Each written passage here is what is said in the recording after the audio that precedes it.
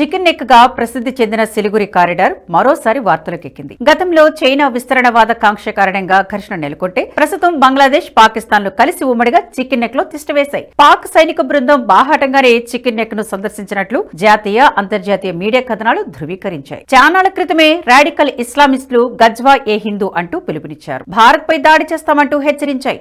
షాహీన్ బాగ్ ఆందోళన నేపథ్యంలో ఉగ్రవాద అనుకూల విద్యార్థి నాయకుడు షార్జుల్ ఇమాం సిలిగురి కారిడార్ ను దిగ్బంధం చేసి ఈశాన్య భారతాన్ని స్వాధీనం చేసుకుంటామంటూ ప్రకటించాడు. షార్జుల్ ఇమాం నినాద ప్రకటనపై కొంతకాలం చర్చ జరిగి పోలీసులు ఉపా కేసు నమోదు చేయడంతో నిలిచిపోయింది. రాడికల్ ఇస్లామిక్ సంస్థలు దేశంలో ప్రమాదకర పథకాలను గుట్టుచప్పుడు కాకుండా అమలు చేసినట్లు తాజా ఘటనతో మరోసారి బహిర్గతమైంది. ఉత్తర బెంగాల్లోని ఉత్తర దినాజ్పూర్ సహా డార్జిలింగ్ జిల్లాలోని దక్షిణ ప్రాంతంలో ఉగ్రవాద అనుకూల వాతావరణాన్ని ఏర్పాటు చేయడంలో రాడికల్ ఇస్లామిక్ సంస్థలు చాలా వరకు విజయవంతమయ్యాయి. బీహార్లోని కిషన్గంజ్, పూర్నియాలను కూడా తమ కార్యకలాపాల కేంద్రంగా మార్చుకున్నాయి. జనాభా నిష్పత్తిని కూడా మార్చేశాయి. ఈశాన్య రాష్ట్రాల్లో వేర్పాటువాదం దాదాపు అంతమైన నేపథ్యంలో కొత్తగా ఇస్లామిక్ ఉగ్రవాదం పురుడు పోసుకుంటుంది. ఇదంతా హఠాత్తుగా జరుగుతున్నది కాదు. ఒక క్రమ పద్ధతిలో, ప్రణాళిక ప్రకారంలో ఉత్తర బంగ్లాదేశ్ స్థావరంగా మార్చుకున్న రాడికల్ ఇస్లామిక్ సంస్థలు గజ్వా ఏ హిందూకు మార్గాలను సుగమం చేస్తున్నాయి. అందులో భాగంగా జరిగిందే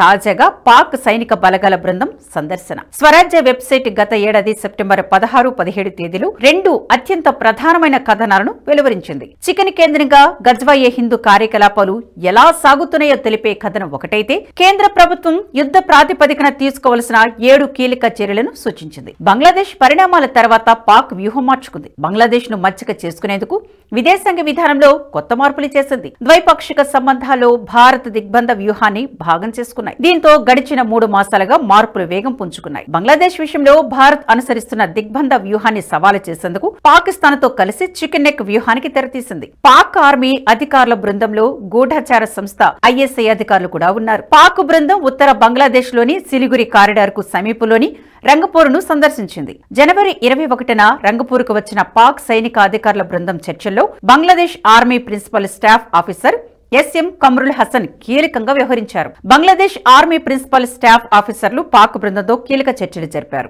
ISI chief lieutenant general Mohammed Asim Malik Bangladesh లోని మక్కం వేసినట్లు ఆలస్యంగా కథనాలు వెలుగు చూశాయి. Major general Alam Amin IS chief తో ఉన్నట్లు సమాచారం బయటకు పొక్కింది. అంతకంటే ముఖ్యమైన అంశం ఏంటంటే, గతంలో చైనాలో పాక్ డిఫెన్స్ అటాచ్ బాధ్యతలు చూసిన మేజర్ జనరల్ షాహిద్ అమీర్ అఫ్సర్ కూడా ISI చీఫ్ తో ఉన్నట్టు బంగ్లాదేశ్ సైనిక నిఘా విభాగాలతో సమావేశమైనట్లు వార్తలు వచ్చాయి. దుబాయ్ మీదుగా ఎమిరేట్స్ ఎయిర్లైన్స్ విమానంలో ఢాకా చేరుకున్న పాక్ సైనిక అధికారులు 4 రోజులు ఓ రహస్య ప్రాంతంలో బస చేసినట్లు కొన్ని ఆంగ్ల పత్రికలు కథనాలు ప్రచురించాయి. ఢాకాలో దిగిన వెంటనే మిలిటరీ బేస్లో సమావేశమైన పాక్ బంగ్లా సైనిక అధికారులు ఓ ప్రత్యేక బృందాన్ని ఎంపిక చేసి సిలిగురి కారిడార్ కు పంపినట్లు తెలుస్తుంది. ISI చీఫ్ తో పాటు ISI చీఫ్ ఆఫ్ అనాలిసిస్ గా వ్యవహరిస్తున్న మేజర్ జనరల్ షాహిద్ అమీర్ అఫ్సర్ ఢాకాలోనే ఉన్నట్లు కథనాల సారాంశం. పాకిస్తాన్ ISI చీఫ్ మొహమ్మద్ అసిం మాలిక్ ఈ మొత్తం కథను నడిపించారు. పాకిస్తాన్ ఆర్మీ అధికారుల బంగ్లాదేశ్ సందర్శనకు సరిగ్గా వారం రోజుల ముందు ఓ ఘటన జరిగింది. బంగ్లాదేశ్ ఆర్మీ చీఫ్ కర్ముల్ హసన్ ఆధ్వర్యంలో 6 అధికారుల బృందం రావెల్పిండిలో పాక్ ఆర్మీ అధికారులతో సమావేశమైంది. జనవరి 13 నుంచి 18 వరకు ఈ పర్యటన సాగినట్లు తెలుస్తోంది. కమ్రుల్ హసన్ బృందం పాక్ ఆర్మీ చీఫ్ అసిం మునీర్ తో ప్రత్యేకంగా సమావేశమైంది. జనవరి 18న బంగ్లాదేశ్ సైనికాధికారులు ఢాకా చేరుకున్న 2 రోజులకు పాక్ ఆర్మీ అధికారులు ఢాకా వచ్చారు. ఈ వరుస సమావేశాల వెనుక ఇద్దరు దేశాల వ్యూహమేదో ఉందంటారు సైనిక రంగ నిపుణులు. మహానంద, తీస్తా నదుల మధ్య గల వ్యూహాత్మక ప్రాంతమైన సిలిగురి కారిడార్ ను దిగ్బంధం చేస్తే ఈశాన్య రాష్ట్రాలైన అస్సాం, మేఘాలయ, త్రిపుర, మణిపూర్, అరుణాచల్ ప్రదేశ్, నాగాలాండ్, మిజోరం, సిక్కిం, త్రిపుర రాష్ట్రాలకు భారత్తో సంబంధాలు తెగతింపులు చేయాలని చాలా కాలంగా చైనా, పాకిస్తాన్లకు ఉన్న దీర్ఘకాలిక వ్యూహం. భారత్, భూటాన్ ట్రై జంక్షన్ గ్రామం డోక్లాంగ్లో జరిగిన ఘటన అసలు లక్ష్యం కూడా చికెన్ నెక్. అయితే గడిచిన చైనా, భారత్ల మధ్య విడతలవారీ ద్వైపాక్షిక చర్చల కారణంగా బీజింగ్ ప్రస్తుతం వేచి చూసే వ్యూహాన్ని అవలంబిస్తోంది. చికెన్ నెక్ విషయంలో చైనా వెనక్కేమీ తగ్గలేదు.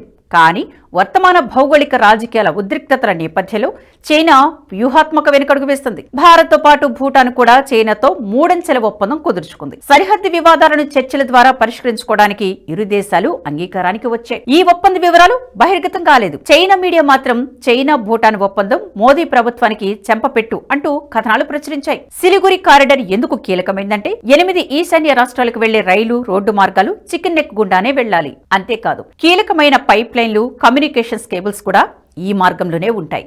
నేపాల్, భూటాన్, బంగ్లాదేశ్లకు సిలిగురి అత్యంత సమీపంలో ఉంది. చైనాకు చెందిన కీలక చుంబీలోయ సిలిగురి కారిడార్కు కూతవేటు దూరంలో ఉంటుంది. చికెన్ లక్ష్యంగా చుంబీలోయలో చైనా శతఘ్నులు, యాంటీ ఎయిర్ క్రాఫ్ట్ క్షిపణులను మోహరించే అవకాశం ఉందని గతంలోనే రక్షణ రంగ నిపుణులు హెచ్చరించారు. చికెన్ నెక్ పై పాక్, బంగ్లా సైన్యాలు దాడికి దిగితే ఈశాన్య రాష్ట్రాలతో సంబంధాలు పూర్తిగా తెగిపోతాయి. ఈశాన్య రాష్ట్రాల్లోని బలగాలకు సరఫరాలు అందే అవకాశం లేకుండా పోతుంది.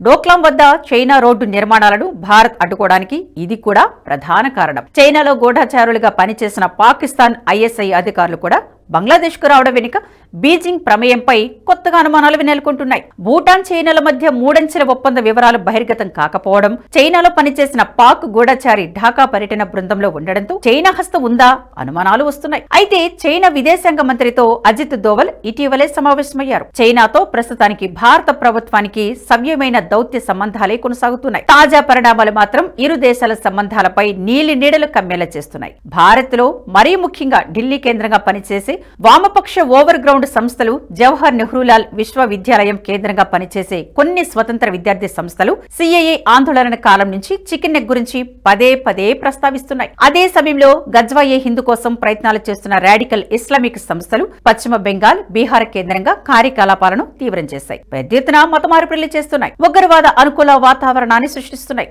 సరిగ్గా ఇదే సమయంలో బంగ్లాదేశ్ ఆందోళనలో ప్రముఖ పాత్ర పోషించిన బంగ్లాదేశ్ ఇస్లామిక్ ఛాత్ర సమితి వంటి సంస్థలు కూడా పదే పదే సిలిగురి కారిడార్ గురించి ప్రస్తావిస్తున్నాయి. ఒకవైపు మన దేశంలో వామపక్ష విద్యార్థి సంఘాలు, ఇతర ఉగ్రవాద, తీవ్రవాద అనుకూల విద్యార్థి సంస్థలు ఇదే వాదన వినిపిస్తున్నాయి. ఈ పరిస్థితిని చూసి 3 అంచెల్లో గజ్వాయే హిందూ కొనసాగుతోందని అర్థం చేసుకోవాలి. దేశంలో రాజకీయ సంస్థలు, విద్యార్థి సంఘాలతో ప్రచారం చేస్తూ రాడికల్ ఇస్లామిక్ సంస్థలు సిలిగురి కారిడార్ దిగ్బంధం కోసం తగిన స్థితిని ఏర్పాటు చేసేందుకు ప్రయత్నాలు చేస్తున్నాయి. ఇదిలా సాగుతుంటే పాకిస్తాన్ సైనిక అధికారులను ఢాకాకు పంపితే బంగ్లాదేశ్ ప్రభుత్వం తన అధికారులను రావల్పిండికి పురమాయించింది. ఈ ప్రమాదకర స్థితిని భారత ప్రభుత్వం ఎలా ఎదుర్కొంటుంది? విదేశాంగ శాఖ ఎలాంటి అడుగులు వేస్తుందనేది వేచి చూడాలి.